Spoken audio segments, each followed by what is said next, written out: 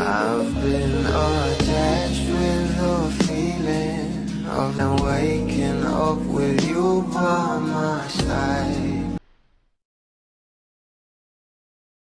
Alam naman natin kung gaano talaga ka-close itong ating Bel Mariano sa pamilya ni Donnie Pangilinan at botong-boto talaga ang mga parents nila sa isa't isa dahil sobrang bagay naman talaga ng ating couple na sila Donnie at Bel Mariano.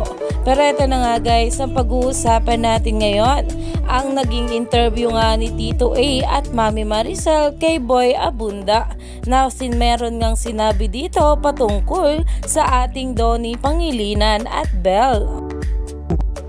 Walang plastikan, yun lang ang reminder namin sa kanya. Just, we make sure that he is true to who he is. Anong konteksto yan? Walang plastikan? Huwag mo gagawin yung hindi mo gusto, na hindi yun. talaga ikaw na pinipilit ka lang. You gotta be who you are in every project.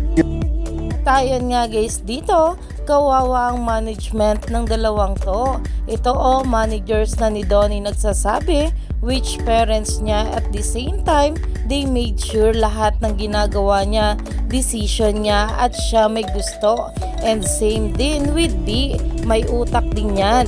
Huwag isisi lahat sa management. Ang unsatisfaction nyo sa Don Bell, unfair yan. Dahil talaga namang tunay na tunay nga ang pinapakita ng ating couple sa isa't isa na sobra talagang nagugustuhan ng maraming bablis kaya patuloy nga silang suporta sa ating couple.